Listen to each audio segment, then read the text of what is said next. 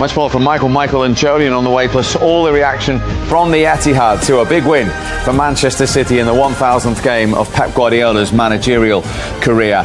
They, of course, had that missed penalty. Then Erling Haaland gave them the lead. Then the referee's call of offside, no goal to Liverpool, was checked and confirmed by VAR, with Robertson in an offside position, deemed to be making an obvious action directly in front of the goalkeeper, and you're shaking your head at the wording of that, Michael, because an obvious action, all right, but that's not a rule. There's a rule that says if you make an action towards the ball, that yes, he's avoiding, he's getting out the way. He's not making a move towards the ball. In fact, there was a goal last season scored at the Etihad in the same fixture that was given pretty similar.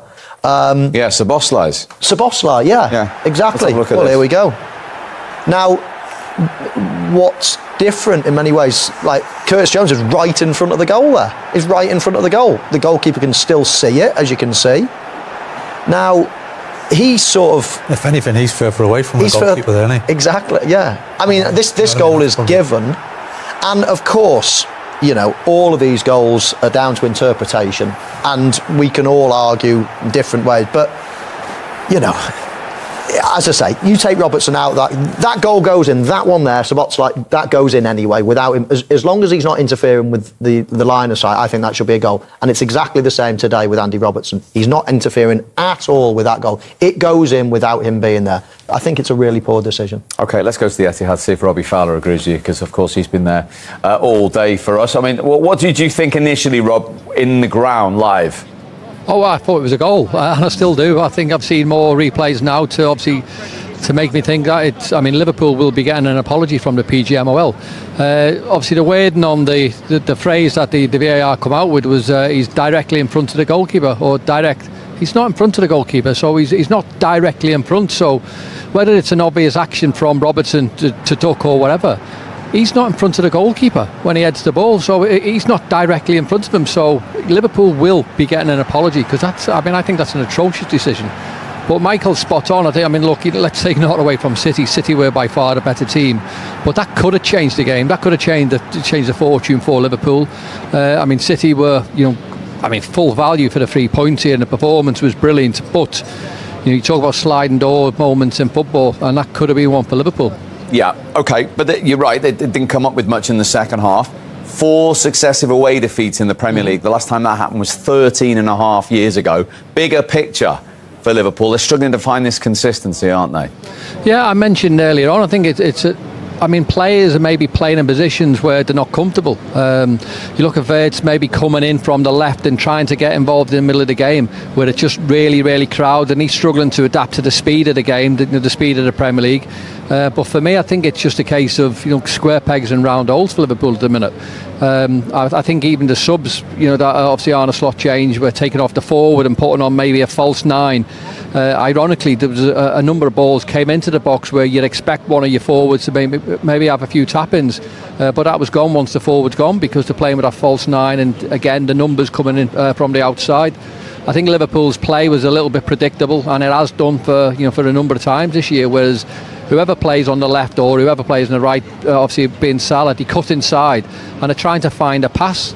With City, you've got a crowd in there, so there's no room for any passes, there's no room for any players to go through. So therefore, you look at Doku's performance at Manchester City, where he's not afraid to go down the side. I know predominantly he wants to come inside, but he can go on the outside. Whereas Liverpool were lacking that, was when the ball does go to them, they want to cut inside, and it's hard. Michael will tell you, it's hard for a striker trying to read passes into areas of the pitch when it's coming from the left hand side from a right-footed player. It's hard to sort of make that run.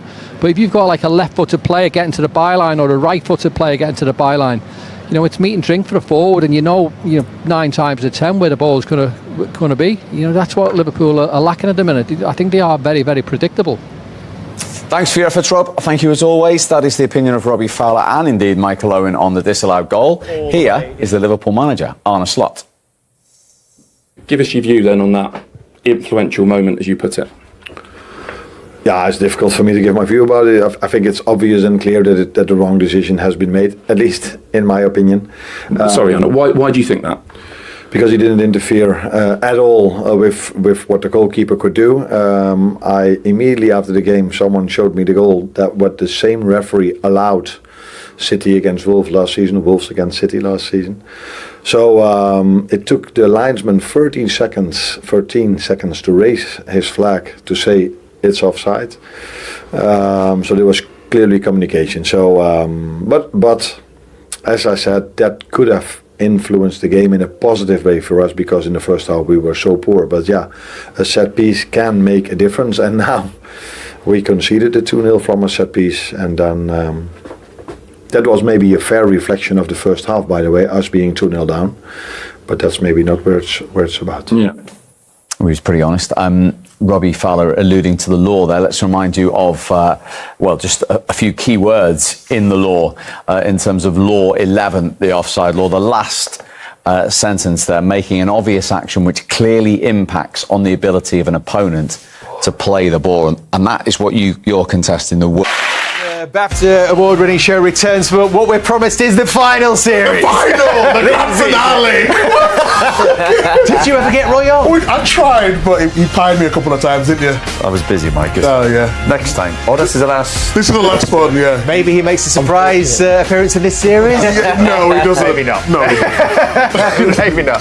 That starts Wednesday on Sky Max, the final series of a league. Yes, he went very early today, Gary Neville, and I don't think anyone in here was in any disagreement about that, were they? Oh, he's a handful, and he's been consistent recently, and of course, when you have an end product like he's getting now, then you take notice of this kid. I think we all saw him over the last few years. There's always been potential, but he's not been consistent, and that's the key time if you want to be a top player or a great player. And then if you're throwing the end product in, then yeah, keep an eye on him. He's looked like he's really settled into the club now. Maybe more belief, confidence, and he was almost unplayable today. We use that word a lot, unplayable, but it does seem appropriate here this afternoon because Liverpool just couldn't get a handle on him, could they? I think if you look at his style of play, he's one of the hardest players for defenders to go up against for me. I think he's so direct, can go either way. His power output, I think, over a short space, maybe 1 yard, when he drops his shoulder and goes, you can't. Everyone that he plays against, doesn't matter who it is, he's going to cause problems. You talk about his dribbling, he completes so many dribbles, creates so many chances, and I think right now in his mind he has a plan. I think sometimes players who are dribblers, they don't necessarily know sometimes what they're going to do, whereas I think now he's getting himself into areas where he's like, okay, I'm going to go left here, I'm actually going to go right. He's not just playing off the cuff. So I think he's improved so much as a footballer this season, and he's going to go from strength to strength. The goal today was magnificent, and I think the only thing he needs to add maybe is more goals. Yeah, and we'll come to his goal very shortly, but he had caused Liverpool problems before the first goal, Micah, which I suppose ironically was a team goal from City. Every player and the outfield had a touch in the build-up to this. Yeah, but something I noticed within this, you say the way Liverpool a set up here, you see Robertson and Van Dijk change not at the right moment, then allows the cross to come in, and then Haaland in the air. Okay, you could say Konate is a little bit unlucky, but when the ball goes across, you've got your centre half, left back at centre half, and they should just stay in positions. Now you've got Wirtz in one way. He's not going to help you stopping the cross. Normally Robinson, if he was in a position, he'd be out there quicker. Could he still go though? I know he doesn't get there quite in time, but he should still try. He should still go, but he's not set, Dave. There's a difference between going. When you're in a full-back position there, it's all about your distances. And when you feel like you're not ready to go, because if he goes, he can go round him. So he waits and maybe expects Wirtz to come and help him. That doesn't happen. So if you look at here, Robertson and Van Dijk, as we've just shown now, City have got overload on the right-hand side with Nunes going really, really high. But now when the ball goes up, it's too late for him to get there because he's got Wirtz in there. A little bit of communication. You probably want your winger then to just help you out, and then you drop off a little bit. But because he switched at the wrong moment... But that's the fullback crossing the ball, though, so Wirtz should be out. He should be out 100%. Well, they done the worst thing. They ended up doing nothing. Correct. Even if you go out and he beats you, do something. They've ended up in no man's land and lack that intensity and desire to stop crosses. And that goes back to that real desire. And to me, what I'm really disappointed with Liverpool, and we said a few years ago, 5-6 years ago, when the league, the following season, they lacked that intensity of what champions need, because obviously you're up there to be, you're the target and you're the best team. And Liverpool, to me, with that, we can show them little clips and go, yeah, he's swapping, or yeah, these things happen in a game of football. But when you do have a decision to make, at least do it with some sort when of you say intensity, intent. what do you mean? Just going out, yeah, but then you Just get out to stop the you cross. talk about champions and all that. Is that then just a mindset? Why would he not be going out there? Maybe it's his third game in a week and he's not played a lot all that's season. what maybe I was Yeah, but we can again. Yeah, but it's still early in the game. It's not late in the game, and they were home and they only travelled down the road. Sometimes you make excuses for players travelling across Europe and the intensity of the games. They've had a home game down the road, so you want to be careful making excuses. But we'll have the same with the second goal. And people say, "Oh, he can be unlucky with the deflection." That's like that intensity. I think if you're not at it as a team and you're just a little bit off it, like they are, at least get the basics right. You have to get the basics right, and that is stopping crosses and kind of being difficult to play against. We'll come to the second goal, Roy, in just a second. But before then, the moment I suppose that Liverpool had to cling to was the disallowed goal. At 1-1, it might well have turned out to be a different game. And Virgil van Dijk gets a clean header on this. And there is interpretation on the law, whether this should or should not have been disallowed because of Andy Robertson's position in front of the goalkeeper in this instance. So the goal is disallowed on field. VAR have a look at it, and they agree that he is deemed to be making an obvious action directly in front of the goalkeeper. That's their interpretation. But what about the argument that potentially he sees that all the way? I think he does see it all the way. So should it then be disallowed? I don't think it should have, based on what we can see with our eyes, but the rule book's the rule book. So if the referee is reading that, or someone's in his ear going, by the way, these are the rules, that angle's not favourable to Liverpool. But I think the other angle is favourable, because you can clearly see he's in a fight. His role clearly is to block the goalkeeper. He's in a fight with Doku. This angle here, he's in a fight with Doku. You could argue when he connects with the ball, he can see that. His line of vision isn't impeded by Robertson. It's more impeded by Doku for me, if we're looking at the line of the ball. You've got to reward also the defensive team. There's a reason they're coming up. They're not leaving people standing on the post to clear their line. They practice this. So he's a yard from the goalkeeper, so he is in his eye line. Can we just play that last angle one more time? I think the reason why they probably gave it is because he ducked.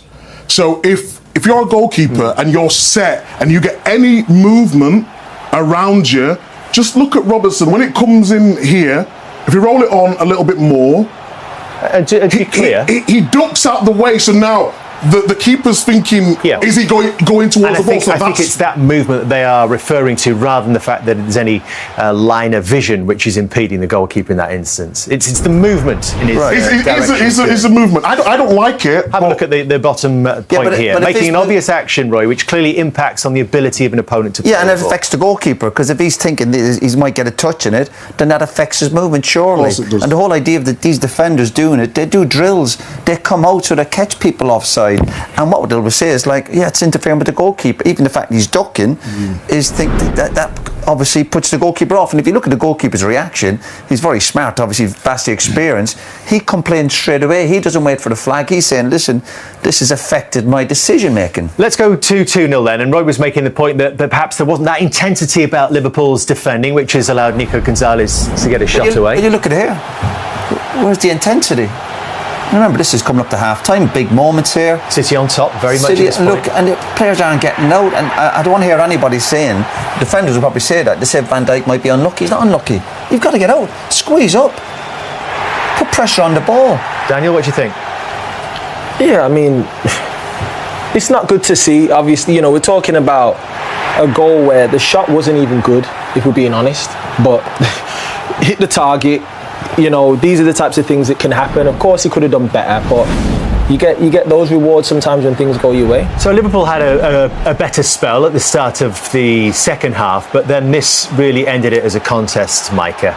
Talk us through this from Jeremy Doku. Well, Daniel mentioned that he had a plan in his head, the little shimmy, and then the finish is just absolutely devastating.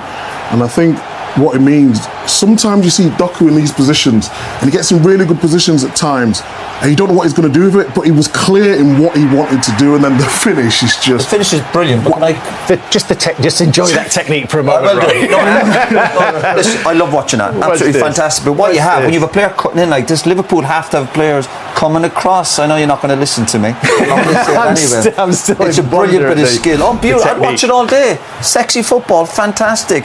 But from Liverpool's point of view, when a player cuts in into the box, you've got to get people getting out to him. You watch players just dangling their legs. That's not what champions do. You put your body on the line.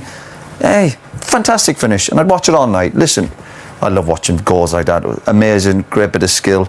But from Liverpool's point of view, how badly do they want it? Yeah, well, we'll come to that. But that little bit of skill from Doku, where he hangs his foot over the ball before bringing it back across. Like a line dancer, so I don't know what it was. That skill always worked for him.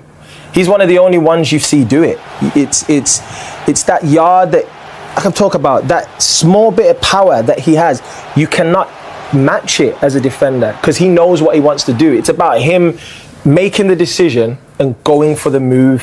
When he does that, he's unstoppable. It's an irresistible combination, isn't it? The delicate dancing feet and the dynamite finish from Doku, which on the left. For me, the issue is that he's not shooting often, which is one thing that if you're playing in those higher areas on the football pitch, you have to be able to impact the game. I see a player who's someone who the ball goes through him. He's trying to create certain things, but he's not decisive. He's not, the last game, yes, we could argue he's putting chances forward for his teammates, but we do need to see more from him. There's a good player there. He just has to get up to speed. And he's got the age to develop, hasn't he? Yeah. Let's give the kid a chance, but he is struggling physically with the demands. So, worrying times for Liverpool at the start of this season, and his Manchester City side so hard in his time in the Premier League. 1,000 games, and this afternoon a 726th victory. But look at that record overall. 33 major trophies, 12 league titles. Could there be another one in the offing? Well, here he is with Patrick Davison. Well, Pep, game 1,000. Win 7-2-6. You looked as you walked around the pitch at the end there like a guy trying to savour every last moment. Did you really enjoy today? A lot. They gave me a good present, the players, staff, backroom staff, with this performance and against the champions. Still, they are the champions, and you had to do a good performance. And they really defensively, and many good things happen. And the players perform in the highest level, all of them. My second half we dropped a little bit. Liverpool was better, but really pleased for everything. Best part of that performance? What gave you control, particularly in that first half? Defensively was really good, really good. Of course, the threat in behind from Mo and Tiki, and special qualities Bosolai and Wirtz, and we know how difficult is that. But I think we have incredible good energy with our people. Today I felt from the beginning the vibe for our fans was unbelievable, and they know Liverpool, how many battles, how many fights have been in the last decade. And playing at home and winning have been good for the international break, and after, Newcastle again, so many things going to happen. Can you just tell us about your plan to press them? It looked like you were trying to sort of filter them into playing through Kanate, and they had a lot of problems keeping the ball, particularly first half. But in the second half they were more with the ball, and especially second half what happened for the 1 or 2 minutes. That is, in football you cannot control when you lose easy balls, and the second half is what happened. They were a little bit more aggressive, okay, but just for the first action, and always set a concept with the players today. I talk about the duels. When you talk about the concept, win the duels always is a part of defensively. But what happens is win the duels when you have the ball, and you have the ball and pass the ball, and you keep the ball, and you're winning your duel with your opponent, and you are just focused on that. And when we are able to do it in the first half, it's good. When it happen in the second half, after that, the quality for the players up front, but defending deep, we defend really well, solid, and Gigi made the save. They should do it, and the fullbacks were unbelievable, outstanding. Both of them, midfield players, all three, Phil, Nico, and Bernie, give us a lot of passes, a lot of control, and of course the threat for Jeremy today have been outstanding alongside Erling. Yeah, I mean Jeremy Doku today, best performance in a City shirt from him, dominating a big match like that. You have to ask him. I did. And what did he say? I can't remember. I wasn't sure. He's one of the best, by foreign influence. So I think the right back corner is unbelievable, fast and quick. I saw the game against Vinicius, and I think we make a really, really good game.